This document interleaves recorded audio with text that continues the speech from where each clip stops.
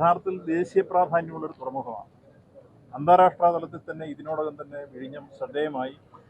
ഇപ്പോൾ ട്രയൽ റണ്ണിൻ്റെ പീരീഡിൽ തന്നെ 70 കപ്പലുകൾ വന്നു. 1,47,000 കണ്ടെയ്നർ നമ്മൾ കൈകാര്യം ചെയ്തു കഴിഞ്ഞു. അത് ലോകപ്രശസ്തി ആർജിച്ചിട്ടുള്ള ദക്ഷിണേഷ്യയിൽ ആദ്യം വന്ന ഷിപ്പ് ഉൾപ്പെടെ നിരവധി ഷിപ്പുകളാണ് വന്നുപോയത് എന്നുള്ളത് അഭിമാനകരമാണ്. ഇപ്പോൾ അതിൻ്റെ ട്രയൽ റൺ വിജയകരമായി പൂർത്തീകരിച്ചു. കംപ്ലീഷൻ സർട്ടിഫിക്കറ്റ് മദ്രാസ് IIT നമുക്ക് കൈമാറുകയും ചെയ്യും. കമ്മീഷൻ ഡേറ്റ് നമ്മൾ കാത്തിരിക്കുകയാണ്. ബഹുമാനപ്പെട്ട പ്രധാനമന്ത്രിയെ തന്നെ ക്ഷണിക്കുന്നതിനാണ് ആലോചിച്ചിട്ടുള്ളത്.